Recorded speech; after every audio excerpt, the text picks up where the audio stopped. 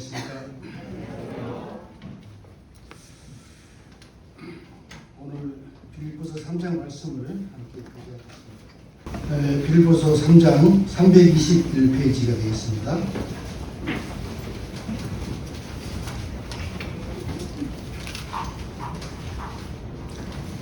(3장) 3절부터 14절까지 제가 읽어보겠습니다. 하나님의 성령으로 봉사하며 그리스도 예수로 자랑하고 육체를 신뢰하지 않는 우리가 곧 할례파라. 그러나 나도 육체를 신뢰할 만하며 만일 누구든지 다른 이가 육체를 신뢰할 것이 있는 줄로 생각하면 나는 더욱 그러하니 나는 8일 만에 할례를 받고 이스라엘 족속이요 베냐민 지파요 히브리인 중에 히브리인이요 율법으로는 바리새인이요 열심으로는 교회를 핍박하게 하고 율법의 의로 흠이 없는 자라. 그러나 무엇이든지 내게 유익하던 것을 내가 그리스도를 위하여 다 해로 여길 뿐더러 또한 모든 것을 해로 여김은 내 주 그리스도를 아는 지식이 가장 고상하기 때문이다. 내가 그를 위하여 모든 것을 잃어버리고 배설물로 여김은 그리스도를 얻고 그 안에서 발견되려 함니 내가 가진 의는 율법에서 난 것이 아니요 오직 그리스도를 믿음으로 말미암은 것이니 곧 믿음으로 하나님께로부터 나누라. 내가 그리스도와 그 부활의 권능과 그 고난의 참여함을 알고자 하여 그의 죽으심을 본받아 어떻게 하든지 해서든지 죽은 자 가운데서 부활에 이르러 하느니 내가 이미 얻었다 함도 아니요 온전히 이루었다 함도 아니다. 오직 내가 그리스도 예수께 잡힌 바 된 그것을 잡으려고 달려가노라.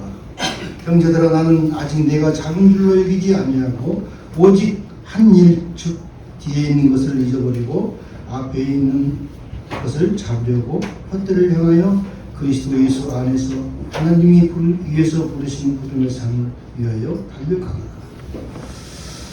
오늘은 그리스도를 얻고 그 안에서 발견되는 삶에 대해서 함께 생각해 보겠습니다.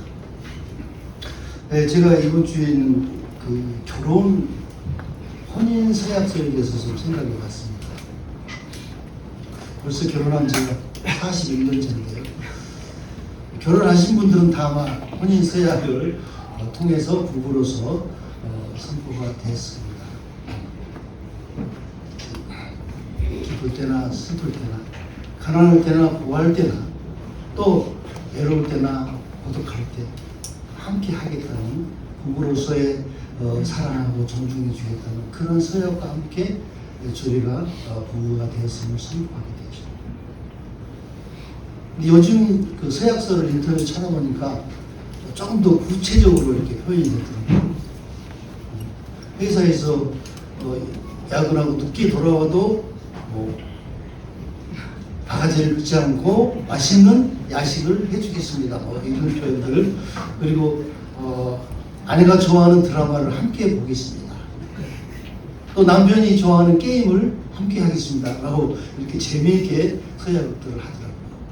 아무튼 결혼을 할 당시에는 참 사랑하는 마음으로 좋은 마음으로 함께 하겠다는 그런 서약들을 하게 됩니다. 그런데도 불구하고 실제를 살면 그렇게 되지 않죠. 그래서 헤어지게 되고 그런 것 같습니다. 결혼식을 올렸던 그 시대 그때의 마음으로 변함없이 살아간다면 얼마나 좋겠어요. 그렇게 이 결혼 서약을 생각하면서 믿음의 이 결혼에도 서약서가 있다 생각을 해봤습니다. 사도 바울은 이렇게 주님 앞에서 서약했습니다.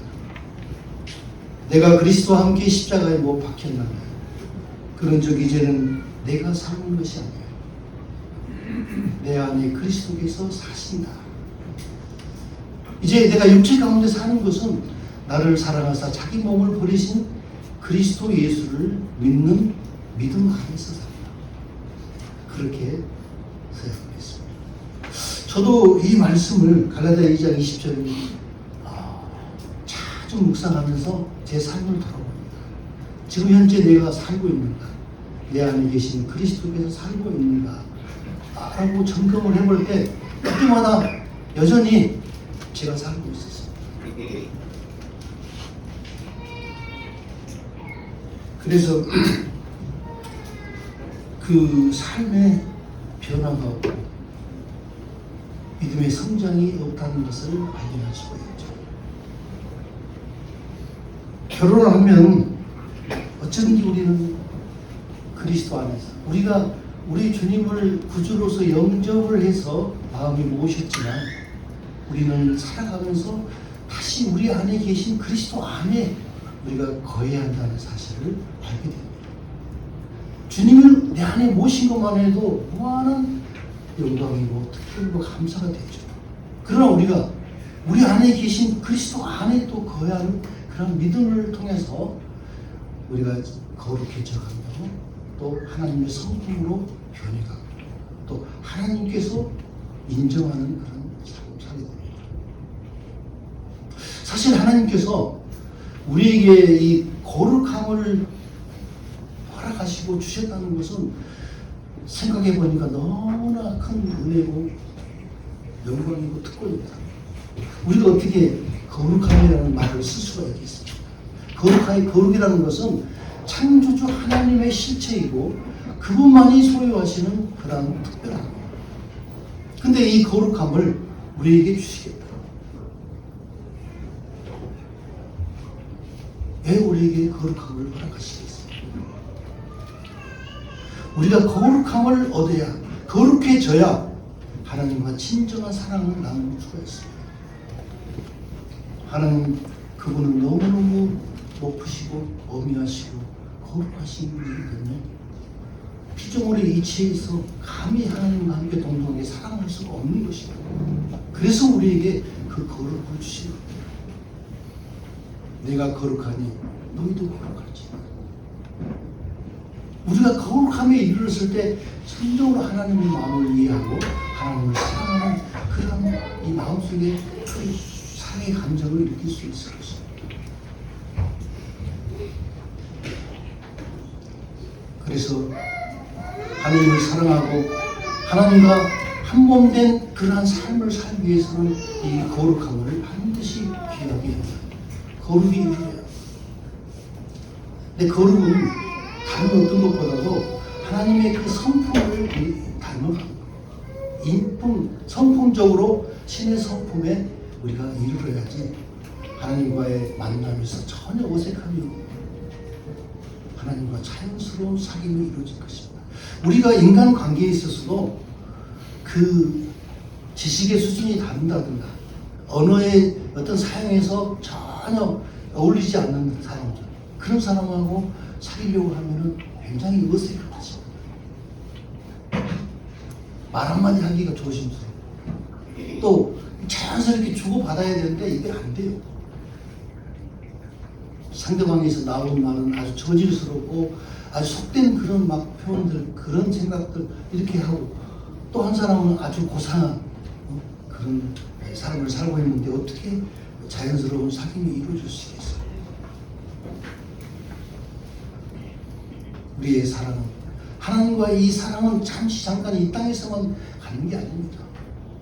주님의 나라에 가서도 영원히 이어질 것인데 우리는 반드시 그 거룩한 성품에 이르러서 하나님과 자연스럽게 사랑의 관계로 영원히 이어져야 하겠습니다.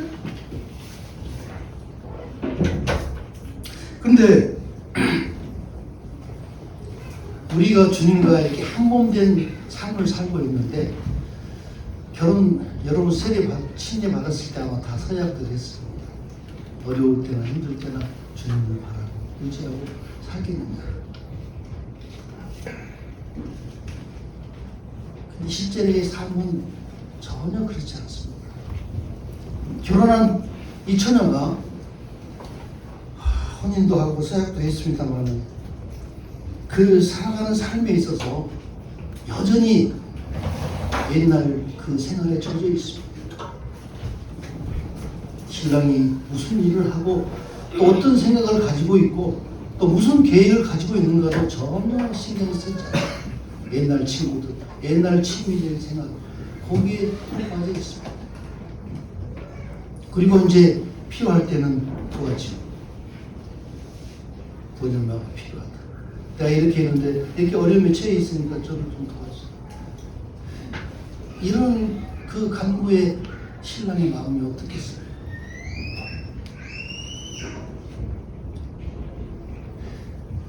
우리는 결혼을 했으니까, 혼인을 해서 주님과 한 몸이 되었으니까 주님의 그 세계로, 주님의 계획대로, 주님의 뜻대로 나아가서 그분의 안에서 그분의 생각대로 살아야 돼요. 그래야만이 결혼에 합당한 삶이 되는 것이죠.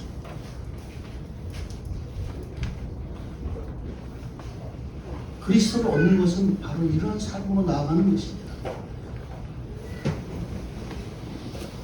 결혼했다는 사실도 잊어버린 채 옛 생활에 그대로 머물러 있는 거예요. 여러분들 삶을 한번 돌아보세요. 왜 삽니까? 자기 육신의 어떤 계획과 어떤 마음의 기준으로 살아가지 않습니다. 우리의 마음, 우리의 생각, 우리의 판단대로 살아가는 것. 이것은 신랑이 합당한 삶이 아니죠. 제가 발수술을 했습니다만 이 자녀들이 워낙 권을 해가지고 여행 갈 때마다 제가 다리가 아프다고 너희들이 좀 갔다 와라. 나는 이가지고 무슨 한다. 이런 얘기를 자주 하니까 애들이 마음이 걸렸던 거예요. 그래서 이제 엄마 아빠가 나이가 드셔서 우리가 효도할 길은 여행을 같이 하는 것인데 그렇게 그냥 걷기를 싫어하고 그러면 어떻게 우리 마음 편하겠느냐 하면서 제 수술을 아주 적극적으로 알아보고 권해서 하게 됐는데 제가 오해한 것이 주님께 기도하지도 않고 물어보지도 않고 덜컹 했어요. 참 후회스럽습니다. 제 수술 받고 나서 마취를 한 7시간 동안 해야 되기 때문에 처음으로 그런 마취를 해봤는데 화장실을 못 가거든. 변이 안 나와. 일주일째 되던 날 드디어 사고가 터졌습니다. 아주 정신이 혼미해져가지고 아주 이러다 죽는구나 싶더라고요. 제가 어디다 전화할 저기도 없어요, 정신이. 이게 어떻게 해가지고 누른 것이 이제 호진영지한테 눌렀는가 봐요. 그래서 전화 받았는데 말도 못하고 횡설수설 하니까 호진이가 집으로 전화해가지고 그래서 우리 집에서 병원 담당자한테 해가지고 출동을 해서 산소 호흡기를 가지고 막 그렇게 알려와가지고 한신정신을 차렸습니다. 저 그런 일을 겪으면서 가만히 생각해보니까 기도도 않고 내 마음대로 계획하고 해야 된다. 이런 게 부진이 있으면 저 삶의 대부분이 이렇게 제 생각대로 살아가고 결정도 제 마음대로 이런 것이 주님과 함께하는 삶에 합당치가 않은 것이구나 하는 생각을 해봤습니다. 그래서 우리는 결론적으로 주님을 대릴사이로 모셨습니다. 우리가 주님의 삶으로 가야 되는데 주님을 우리 삶으로 모신 거죠. 그래서 함께해서 나를 도와주고 인도해주고 내가 구한 것을 주시고 이렇게 내 뜻대로 내 마음대로 이렇게 주님을 모셨습니다. 근데 창세기는 묵상한 가운데 보니까 아브라함은 그렇게 하지 않았더라고요. 창세기 24장 보겠습니다. 24장 4절 내 고향 내 족속에게로 가서 내 아들 이삭을 위하여 아내를 택하라. 종이 이르되 여자가 나를 따라 이 땅으로 오려고 하지 아니하거든. 내가 주인의 아들을 주인이 나오신 땅으로 인도하여 돌아가니까. 아브라함이 그에게 이르되 내 아들을 그리로 데리고 돌아가지 아니하도록 하라. 하늘의 하나님 여호와께서 나를 내 아버지 집과 내 고향 땅에서 떠나게 하시고 내게 말씀하시며 내게 맹세하여 이르시기를 이 땅을 네 시로 주리라 하셨으니 그가 그 사자를 너보다 앞서 보내실 것이다. 네가 거기서 아들을 위하여 아내를 택할지라. 아브라함은 이삭의 아들 이삭을 위해서 자기가 떠나온 고향으로 종을 보내서 신부를 이제 인도에 와라 이렇게 시켰어요. 근데 종은 딱 생각해 보니까 신부가 과연 따라올까 하는 생각을 했죠. 그래서 만약에 그 여자가 여기 따라오려고 하지 않으면 어떻게 할까요? 이제 이삭을 데리고 다시 메소포타미아 고향으로 돌아갈까요? 이렇게 물어봤어요. 그건 아니다. 하나님께서 나를 그 본토 친척 아비집을 떠나서 갈 바를 알지 못했던 이 땅으로 나를 인도하셔서 이 땅을 네 후손에게, 네 씨에게 기업으로 주리라 이렇게 약속하셨기 때문에 결코 돌아가서는 안 된다. 그건 걱정하지 말아라. 하나님께서 이렇게 약속하셨기 때문에 반드시 너를 앞서서 가서 의미하시리라. 리브가도 이제 이 종에게 아브라함을 어떻게 인도하셨고 또 이렇게 해서 그 아들의 신부를 우리가 이제 찾고 있습니다. 이렇게 들었을 때 하나님께서 또 나를 선히 인도하셔서 당신을 보여주셨습니다. 그 말을 듣고 이 리브가는 이제 아브라함을 인도하셨던 하나님 그 아들 이삭과 그 약속의 기억을 함께하고 싶은 생각이 들었습니다. 그래서 리브가는 기쁘게 그 종과 함께 그 본토 친척 아비집을 동일하게 떠나서 가나안으로 왔죠. 만약에 리브가가 거기에 떠나기를 원치 않고 이삭이 그쪽으로 가버렸다면 이삭 역시 대일사가 됐습니다. 그렇게 되면 어떻게 했습니까?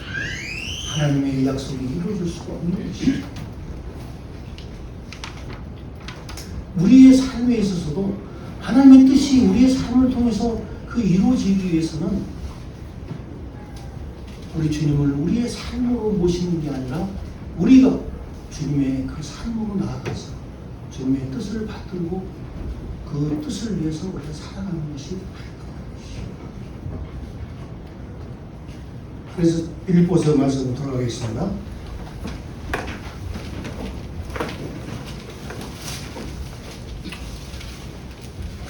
사도 바울 역시 그가 조상부터로부터 유전으로 전해왔던 그 유대교를 신봉하고 그 유대교 안에서 최선을 다해서 살아왔기 때문에 많은 이 지도자들에게 신망을 받는 그런 사람이었습니다. 그래서 그날도 이 사도 바울이 그때는 사울이었죠. 이 사람들을 앞장서서 다메섹으로 가서 이 예수쟁이들 다 잡아가지고 올 계획이었습니다. 그렇게 열심으로 살아왔던 그가 그 도상에서 예수님을 만나서 사울아 왜 네가 나를 핍박하느냐 그런 주님의 음성을 듣고 그는 거기에서 예수님을 만났습니다. 그렇게 하나님을 위한 그 길이고 거기에 충성을 다하고 있는 그가 이 길이 하나님이 원하시는 길이 아니었구나. 이 길이 참된 진리의 길이 아니었구나는 것을 알게 되고 이 예수 그리스도를 통해서 이제 하나님의 그 넓은 깊고 넓은 그 진리의 세상을 본 것입니다. 그래서 그동안에 살아왔던 그 충실하게 최선을 다해서 살아왔던 그런 삶이 배설물로 보여졌습니다. 하나님의 참다운 진리 앞에서 그것은 아무 보잘것없는 배설물로 보였습니다.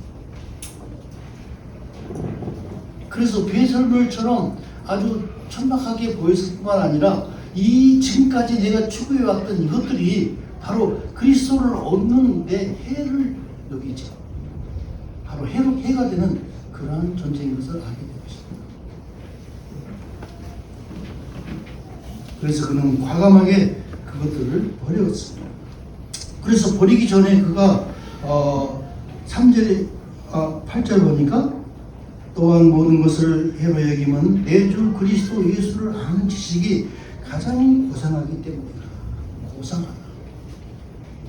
우리가 살아가는 이 세상에 많은 지식들이 있죠. 법률적인 지식이 있고 경제적인 전문 지식이 있고 또 많은 분야의 지식들이 있습니다.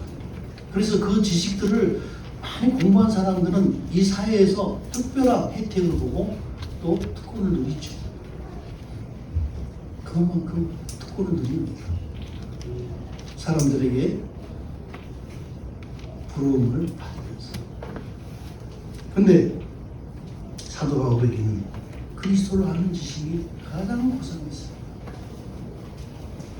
그도 그 사회에서 어느 정도 상류급에 속하고 또 정치적인 거 모든 것에 다 영향을 미칠 수 있는 그런 무사람들이 선호하는 그런 위치에 있었지만 그리스도를 아는 지식에 불과하면 그런 것들은 보잘것없는 배설물처럼 보였습니다. 사실 이 우주 만물을 창조하시고 그것을 친히 운행하시고 또 그것의 필요들을 다 공급해 주시는 우주 그리스도를 안다는 것은 대단한 특권입니다. 영광입니다. 그래서 그분을 알았을 때 그분이 지금 어떤 생각을 가지고 있고 어떤 계획을 가지고 있고 또 어떻게 하기를 원하시는가를 안다는 것은 아주 특별한 비밀에 속한 것입니다. 이것을 알고 있는 우리는 충분히 자부심을 가지고 살아갈 수 있는 것입니다. 이러한 것들을 알아가는 분들은 더 알기를 원하는 거죠. 그래서 사도 바울은 지금 여기 보니까 완전히 여덟담도 아니고 일곱담도 아닙니다. 그런 그것들을 알기 때문에 그 표대를 향해서 지금 달려가고 있어요. 더욱더 그것을 사모하고 있죠. 그래서 가장 고상하기 때문에 내가 그리스도를 위하여 모든 것을 잃어버리고 배설물로 여기는 그리스도를 얻고 그 안에서 발견되게 합니다. 사실 우리가 그리스도를 얻는다는 것은 그리스도 안에 있는 것들을 내 것으로 삼을 수 있는 그러한 삶의 의미입니다. 그 물속에서 사는 잠자리 애벌레가 아주 열심히 물속에서 살고 있지만 그 잠자리는 날마다 변합니다. 사도 바울이 고린도전서 15장에서 날마다 죽노라 그런 고백을 했어요. 날마다 사도 바울이 죽어가면서 반면에 그리스도의 성품으로 변화되고 있죠.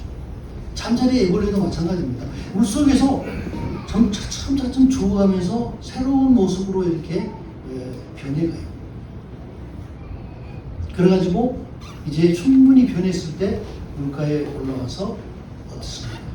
그 껍질을 벗고 새로운 모습으로 이제 하늘을 날아오죠. 이와 같이 우리 속에서 우리가 날마다 죽으면 우리 속에서 그리스도의 형상이 계속 이루어져가는 겁니다. 그래서 우리도 이 육체의 껍질을 벗어버리고 새로운 모습으로 이제 주님을 영접하게 되죠. 날마다 죽는다는 것은 무슨 뜻이겠습니까?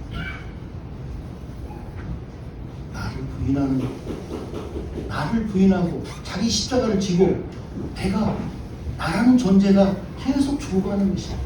죽어가면 갈수록 그리스도의 성품과 그리스도의 마음으로서 변화가 되죠.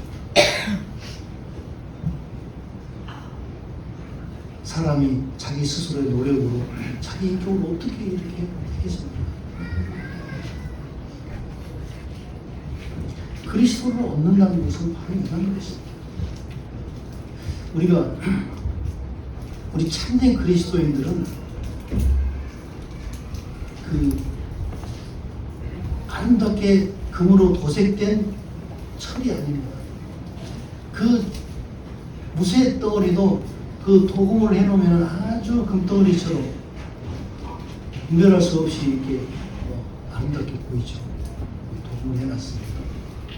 근데 그런 도금이 아니라 에베신한테 감사를 드렸습니다. 우리 안에 질그릇 안에 고배가 담겨져 있습니다. 비록 보기에는 질그릇처럼 보잘것없이 천박하게 보이지만 그 안에 고배가 담겨져 있습니다. 바로 그것이 그리스도를 얻는 것이죠. 그 질그릇이 닫아지고 깨어지면서 안에 있는 그 보배가 드러나요.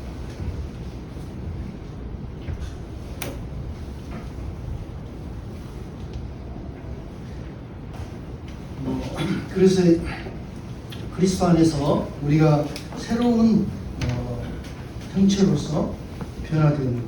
이 그리스도의 새 생명은 새로운 그 조건이 필요하죠.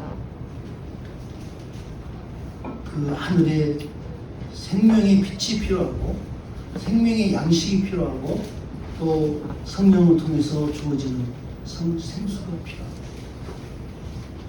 그리고 그리스도의 따뜻한 사랑이 필요합니다. 이런 것들로 인해서 우리 안에서 새로운 생명이 이제 자라는 것이죠. 자, 골로새서 3장을 보겠습니다.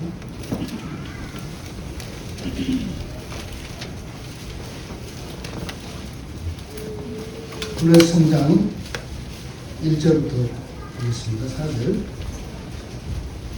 그러므로 너희가 그리스도와 함께 다시 살리심을 받았으면 위의 것을 찾으라. 거기는 그리스도께서 하나님 우편에 앉아 계십니다. 위의 것을 생각하고 땅의 것을 생각하지 말라. 이는 너희가 죽었고 너희 생명이 그리스도와 함께 하나님 안에 감추어졌습니다. 우리 생명이신 그리스도께서 나타나실 그때 너희도 그와 함께 영광 중에 나타납니다.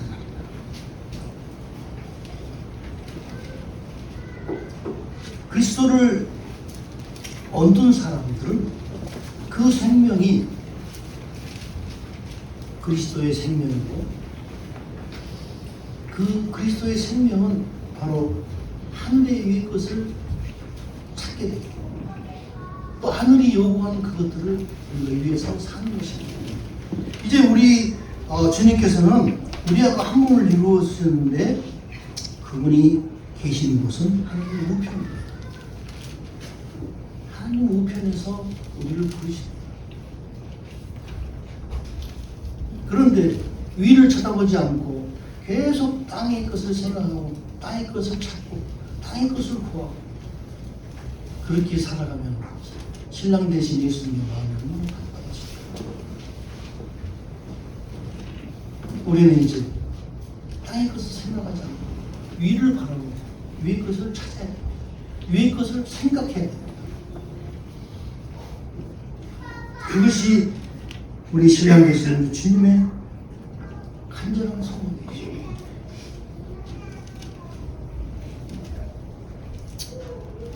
우리는 그분의 나라와 그분의 의를 구하는 삶이 필요합니다.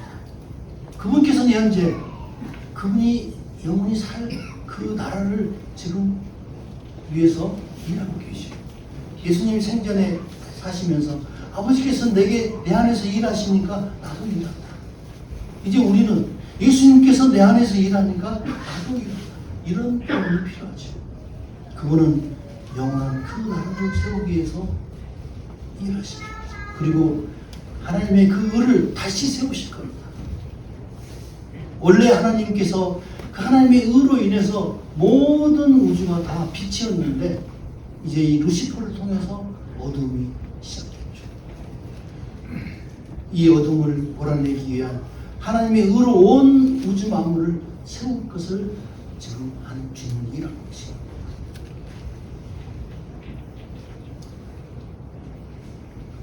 우리가 이렇게 이 땅에 보잘것없는 우리의 육신과 우리의 삶으로 그 나라와 의를 위해서 좀 충성하고 헌신한다면 주님께서는 거기에 반드시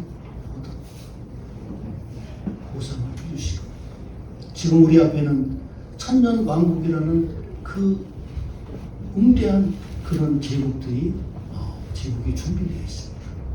하나님께서요 바벨론과 또 페르시아와 또 헬라, 로마 이런 제국들을 세워지도록 허락하신 것은 하나님의 왕국이 이 천년 왕국이 얼마나 놀라운 것인가를 보여주기 위한 그러한 지금까지 과정이었어요. 우리는 천년이라는 그 주님과 함께 누릴 수 있는 영광스러운 권세, 그 특권이 기다리고 있습니다. 그 나라를 위해서 이제 헌신하시고 그 나라를 위해서 투자하는 그러한 성도들이 주님과 함께 누리는 그런 나라입니다. 전 모르겠어요. 그 천년이라는 것이 우리가 생각하는 천년인지, 우리 하나님께서는 천년이 하루가 천년 같은 이러한 하나님의 그 계산이기 때문에 천년이 얼마나 기울지는 모르겠습니다. 꼭 우리 역사적으로 조선 500년 그 역사도 그 권세도 대단했던 천년이라는 세월을 우리는 왕같은 특권을 가지고 살아갈 것입니다. 그 천년에서 살 백성들이 따로 있고 우리는 그를 다스리는 그런 특별한 위치에 이 천년이라는 세월을 보내게 될 것입니다. 그래서 신천지의 그 신자들이 그렇게 헌신하고 희생을 하죠. 이 천년이라는 세월을 무시를 못합니다. 그들은 14만 4천 명이 그 천년 동안 누릴 그 엄청난 영광과 특권을 그들은 바라보는 것입니다.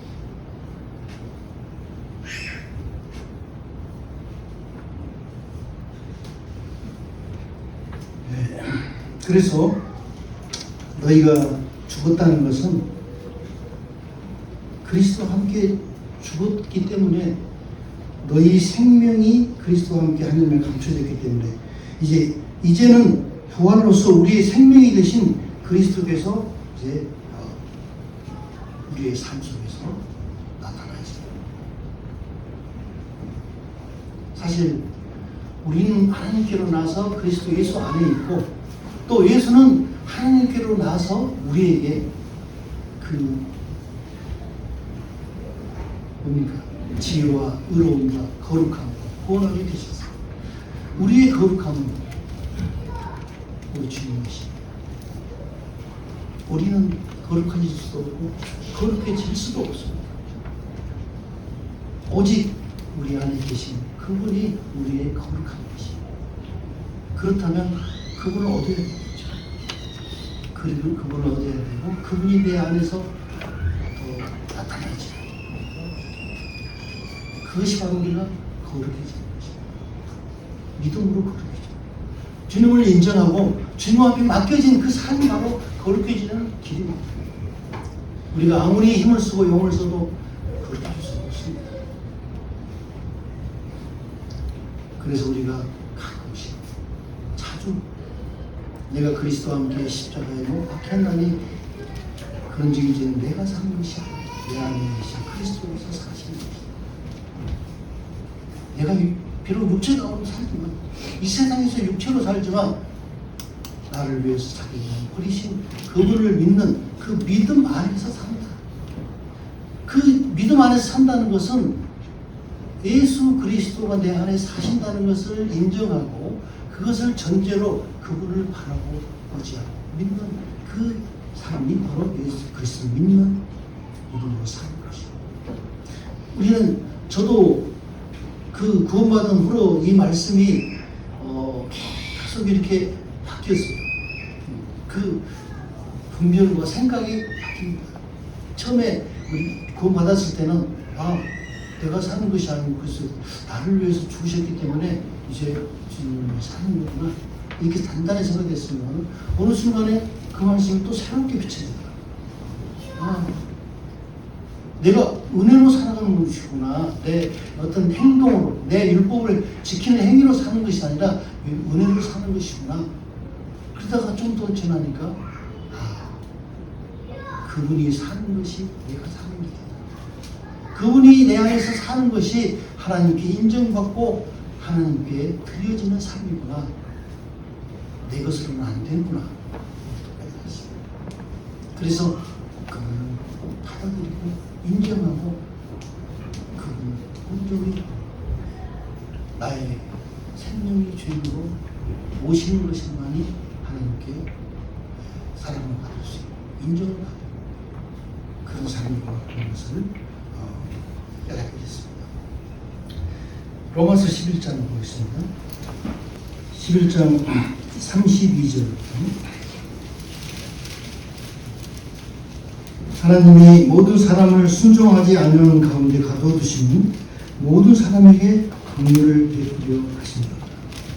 깊도다 하나님의 지혜와 지식에 부유하며 풍성하며 그의 판단은 헤아리지 못할 것이며 그의 길은 찾지 못할 것이다. 누가 주의 마음을 알았느냐? 누가 그의 모사가 되었느냐? 누가 주께 먼저 드려서 갚으심을 받겠느냐? 이는 만물이 주에게서 나오고 주로 말미암고 주에게로 돌아갑니다. 그에게 영광이 세세에 있을지어다. 아멘. 여기서 사도 바울이 고백하고 있는 것은 자신이 그토록 수호하고 지키려고 했던 그 율법, 이스라엘 백성들에게 주어진 특별한 어떤 은혜이고 하나님의 그 영광이라 생각했던 그 율법을 지켜가는 삶이 자기에게는 최고의 영광이라고 생각했는데 이것이 아니었어요. 그것은 하나님이 그들에게 긍휼을 베풀려 하시니라. 이 말은 무슨 말입니까? 이 율법은 끝까지 지키라 것이 아니라 이 율법이라는 거울을 통해서 자기의 삶을 들여다봐라. 나는 공부한 사람이다. 사람들은 그 율법을 통해서 지키려고 하다가 어느 한계에 달하면 도색한 그런 무쇠처럼 어떤 가식으로 이선으로 도색을 해봅니다. 그래서 금으로 보여집니다. 그러나 하나님은 그 기회를 하기 위해서 그 율법을 주신 건 아닙니다. 네가 이 율법을 통해서 도저히 금이 될 수 없다는 것을 깨달아라. 그래서 하나님 앞에 하나님이여 저를 불쌍히 여기시옵소서 했던 세리와 같이 나오기를 원했습니다. 왜? 죄라는 그 유전자를 받은 그 선악과를 통해서 받은 인간은 어떻게 구제할 수가 없습니다. 스스로 거기서 벗어날 수가 없는 것입니다. 그래서 세리처럼 그렇게 되기를 바라는 마음으로 율법을 주었는데 바리새인처럼 일주일에 2번씩 금식하고 11절을 드리고 이렇게 하고 있는 접니다. 저 세리와도 같지 않습니까? 저는 이런 하나님이라고 자신을 내세우는 거죠. 이게 바로 금으로 도색한 무쇠의 모습.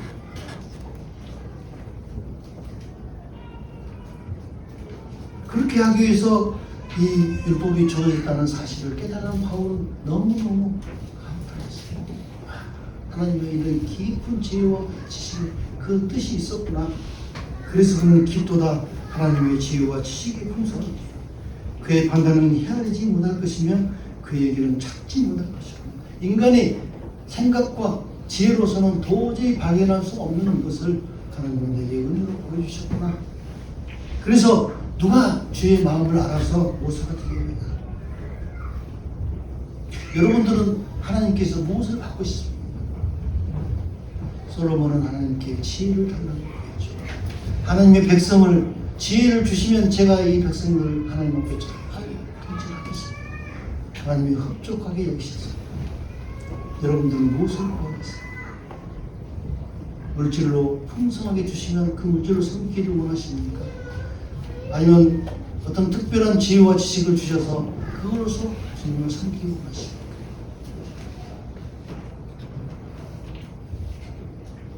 여러분들 무엇을 구하는지 한번 생각해 보세요. 그런데 특별한 그 말씀의 은사와 능력을 주셔서 그 말씀으로 성도들을 섬기는 분들은 굉장히 위험한 곳에 처해 있어요. 그런 위치에 있는 것이죠. 왜냐하면 사탄은 그들을 높이 지켜서 성도들도 거기에 속아서 함께 막 인정하고 치켜세웁니다. 그러면 어떻게 했습니까? 쉽게 교만에 빠집니다. 그리고는 나락으로 떨어뜨리는 그런 경우가 허다합니다. 그래서 그런 은사들은 참 위험한 은사라고 볼 수 있습니다. 그럴수록 더 주님 앞에 겸손해져요. 그러나 주님의 주신 그 거룩함을 사모하고 조용한 가운데서 하나님과의 그런 사귐을 사모하면서 이렇게 은밀하게 이런 하나님의 모사가 돼서 이렇게 사귀는 사람들은 누가 해방할 사람은 없죠. 그런 분들을 하나님이 가장 사랑하시죠.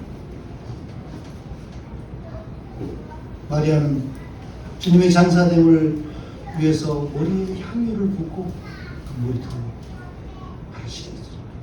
그리고 막달라 마리아도 그 눈물로서 발을 씻기고 거기다 향유를 부르고 자기 머리털로 닦았습니다.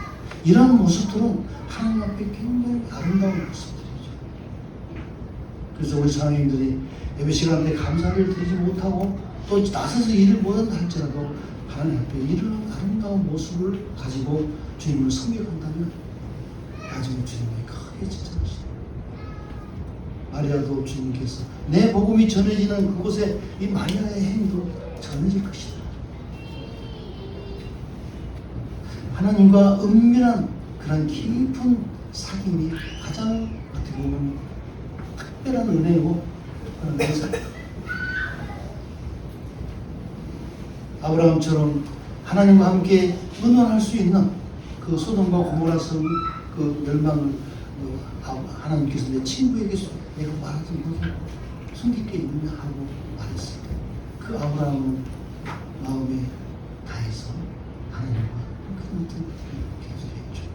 이런 모습들이 하나님께서 기다리시는 하나님을 원하시는 그런 모습들입니다.